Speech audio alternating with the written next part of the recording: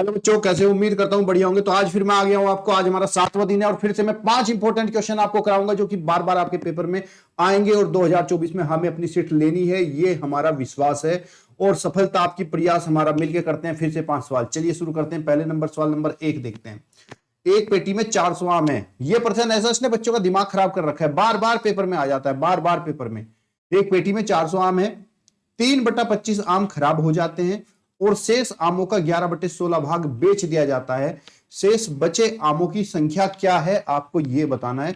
तो टोटल आम कितने हैं? यहां पे 400 हैं। कुल आम कितने हैं बच्चों? आपके 400 आम हैं। खराब कितने हो गए? इनमें से आमों का 3/25 भाग खराब हो गया। तो आप यहां पे लिखिए कि खराब आम जो है वो कितने हैं? खराब आम आपके 400 का 3/25 भाग है। ये आपके आम खराब हो चुके हैं। काट दीजिए। 25, 5 अठे 40, 5 से कटेंगे 80, 16, 16 तिया 48। कुल आम जो है कितने खराब हो गए हैं? 48 आम खराब हो गए हैं। तो अभी हमारे पास शेष कितने आम बच गए? टोटल तो 400 आम थे, 48 आम खराब हो गए, तो अभी भी हमारे पास शेष आम बचे हुए हैं। कितने? 400 माइनस 48। 10 में से 8 गया 2, 9 में से 4 गए 5 और यहां पे 3। तो अभी भी हमारे पास 352 आम तो सही है और उनका 352 आम का भी 11/16 भाग उसने बेच दिया। तो यहां पे लिखो बेचे गए आम। बेचे गए आम कितने बेचे इसने? 352 का 11/16 भाग बेचा है। तो 352 गुणा 11/16। चलिए इसको काट दीजिए। किससे कटेगा? 4 से काट दीजिए। 4 चौक 16, 4 7 28, 4 अठे 32। कितने बचे? 32 और 3 35, 4 अठे 32 हो गए। फिर 4 से काट दीजिए। 4 दूनी 8, 4 दूनी 8। कितना बचा? 22 गुणा में 11। 11 और 22 की गुणा कर दो। 11 दूनी 22, 11 दूनी 22, 23, 24, 242 आम उसने बेच दिए। पर पूछा क्या गया है? पूछा तो ये गया शेष आमों की संख्या क्या है, बचे हुए कितने आम हैं। तो कितने बचे थे? पहले 352 बचे थे, लेकिन उसमें से 242 बेच दिए। तो शेष कितने बचेंगे? शेष बचेंगे 352 में से 242 आम हम घटा देंगे। 0, 5 में से 4 गया 1, 3 में से 2 गया 1। कितने बचे? 110 आम। तो अभी भी 110 आम शेष बचे हैं। ऑप्शन नंबर 3 हो गया है बच्चों। देखो बच्चों, हम तैयारी करते हैं ना, तो तैयारी करने के लिए हमें सही मार्गदर्शन मिलना चाहिए। जब तक सही मार्गदर्शन नहीं मिलेगा, सफलता का प्रयास सही दिशा में नहीं होगा, तो सफल होना बहुत मुश्किल है। तो इसी सफलता को और आसान बनाने के लिए यहां पर मैं आपके लिए लेकर आया हूं चक्षु प्रकाशन की जवाहर नवोदय विद्यालय बुक। ये बहुत ही खास बुक है, क्योंकि इस बुक में क्या खास बात है, क्यों आपको ये लेनी चाहिए वो समझ लीजिए। क्योंकि सबसे पहली बात तो यही है कि ये बुक जो है नवोदय समिति द्वारा संचालित है। दूसरी बात, आप देखो लगातार आपका सिलेबस तो बदलता जा रहा है, हर साल सिलेबस चेंज हो जाता है। तो इसका जो 2024 का इसने सिलेबस लिया है वो संपूर्ण नवीनतम पाठ्यक्रम अनुसार सिलेबस लिया गया है। और साथ ही इसमें 3 in 1 तीनों किताबें इसके अंदर इन्वॉल्व है। और 2500 बहुविकल्पीय प्रश्न मिलेंगे आपको यहाँ पर, 6 प्रैक्टिस सेट मिलेंगे और 10 सोल्व पेपर मिलेंगे, जो कि आपके 2014 से लेकर 2023 तक के सारे पेपर आपको सोल्व मिलेंगे।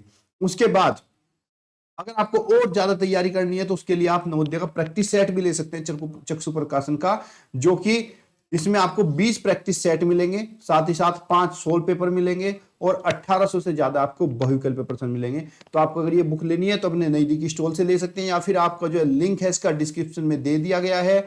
डिस्क्रिप्शन में से जाके आपके इसके लिंक को क्लिक करिए और वहां से आप इसको ऑनलाइन अपने पास मंगा सकते हैं। बेस्ट बुक है, 100% गारंटी के साथ आपका सिलेक्शन ये वाली बुक करा देगी। ठीक है बच्चों, चलिए अगला प्रश्न देख लेते हैं। फिर अगले प्रश्न में क्या क्या है? भिन्नात्मक संख्याएं 5/17, 9/17, 8/17 को बढ़ते हुए क्रम में लिखने की सही व्यवस्था क्या है? तो सबसे पहले आप इसको देखिए किस तरह का है। तो आप देखोगे तो ये आपके लाइक फ्रैक्शन है, यहाँ पे सबके हर समान है कि नहीं है?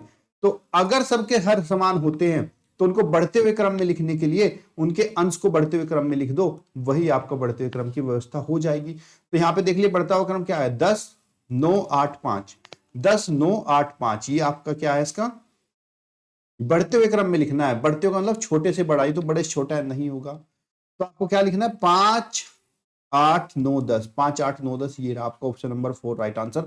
लेकिन इसे करने के लिए आपको ध्यान में रहना चाहिए कि इसका जो हर है वो समान होने चाहिए। चलिए अगला जरूरी सवाल देख लेते हैं। अगला इंपॉर्टेंट प्रश्न कह रहा है 2 से 1/2, 3 से 1/3, 4 से 1/4 किसके बराबर होगा, ये आपको बताना है।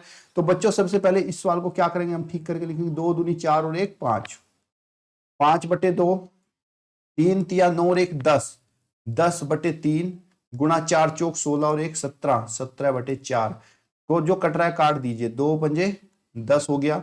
उसके अलावा और कुछ कट सकता है इसमें, देख लीजिए, अगर और कुछ कट रहा है तो काटेंगे, नहीं कट रहा है तो ऐसे ही छोड़ देंगे। पंजो पंजो 25 गुणा में कितना 17 और 4 तिया कितना 12 हो गया।